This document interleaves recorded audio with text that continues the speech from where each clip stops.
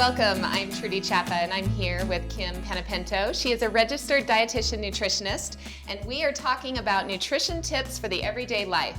Today we're focused on debunking the bad food versus good food diet myth. So let's start there. Sure. And then let's really dive into some of the top tips you can give us when it comes to dieting. Sure. Okay. Well, the good food versus bad food, that's a hot topic right now. And like we said, a lot of people want to know, just tell me, what are the good foods versus what are the bad foods not to eat? Right. So when I say good food, I mean like those are the ones rich in antioxidants. Those are your fruits and vegetables. Those are your lean proteins. Those are your good foods. Those are like your kale, like your collard greens you might want to add to your smoothies. Maybe your fruits you're going to add. Your bad food, when I talk about bad food, those are the ones that tend to be highly processed. Sure. Ones, and you look on the back of the label and there's a great deal of sodium in them. The unnecessary processed food that we really don't need to eat every day to day. So those are your bad foods. But, when we look at good food versus bad food, one thing I do tell a lot of people is that don't necessarily take away, for instance, a donut. You don't necessarily have to remove a donut from your life forever. Right. It's okay to, have a donut here and there, but you also need to keep in mind diet and exercise go hand in hand. So if you're looking to lose weight, you probably want to know and be cognizant that, oh yeah, I had a donut today. Well, maybe I should bump up my exercise. Yeah. And because what we see happening, if people eliminate all the bad food, the donuts out of their diet, they obsess about it. So a bad food can fit in, but I try to tell people, keep in mind, if you're gonna, binge on those bad foods, to incorporate some exercise and so forth. So it's definitely about lifestyle. I mean, the reality is none of us are going to eat clean all of the time. Correct. I mean, it's that 80-20 or 90-10 rule. Right. Try to do the best you can, but heck, you've got to enjoy life, right? Right, you gotta be realistic.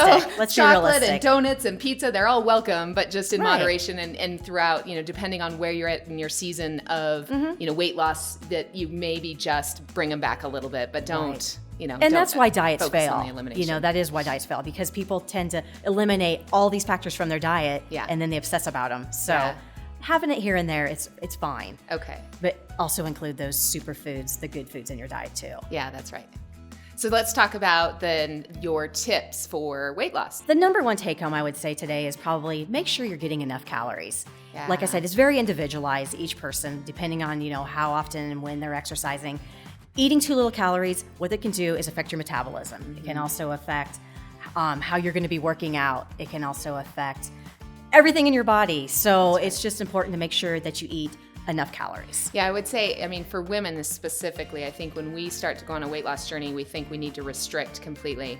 And what you're saying, that's completely counterintuitive. Right. Your body starts to store everything and kind of goes in the starvation mode, right? Correct. Yeah. You're right. Yeah. And the next one is keep a food journal. Also write down the different foods you're eating. And you kind of have that aha moment when you're looking now back at your food journal to see exactly how you ate that day. Yeah. You can do a week to 2 weeks, however long you want to write that food journal. That's important too. And then I would say the next one too would be don't focus on the scale. A lot of people tend to focus on the scale when they're dieting, weighing themselves every day. I tell people just kind of go by how you feel. Right. How your clothes feel. That's right, exactly. So I think that's a big one to take home too, is just really don't focus it on that scale. Right. And especially if you're implementing both diet and exercise, right? I mean, the scale is only giving you a number. And certainly when you're implementing exercise with any type of strength training, then, your muscles are growing, and that's going to increase your weight. So it's really hard to use that number on the scale as your factor of weight loss and success. Right. Yeah. And going back to, starting, a high intensity program with working out, adding weights to your program, that's another one. That's it's a setback when they see that they're gaining weight and they're looking at the scale as well. When they just start a weight resistance program, they're frustrated. We're gaining weight, but actually that's a good thing. They don't realize they're putting on muscle mass. And that's why it's so important that you focus on how are your clothes fitting, because your body starts to change. Correct. And you'll see that you're going down in sizes, your waist is shrinking. Those are all the things that are the most important, and not focusing on what that number says. Right. Yeah. Right. Yeah. And just, overall, diet and exercise go hand in hand. Be very cognizant of how you're eating.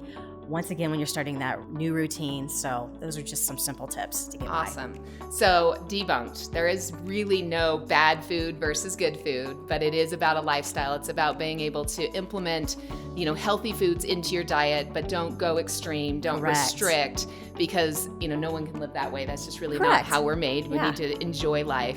Okay, so to wrap up, the good food versus bad food, I think we've debunked that. There is Correct. bad food, but really it's about how you implement it into how you eat. And it's about a lifestyle, it's about enjoying it, but Correct, also yeah. making sure that you're implementing enough of those good foods to maintain a healthy diet. Absolutely, Right? absolutely. And then people will find that they can succeed in their diet and their exercise program by, not getting frustrated by eliminating completely everything out of their diet. That's So, right. Absolutely. Fantastic. Thanks so much for joining us. You're I'm so glad welcome. you're here.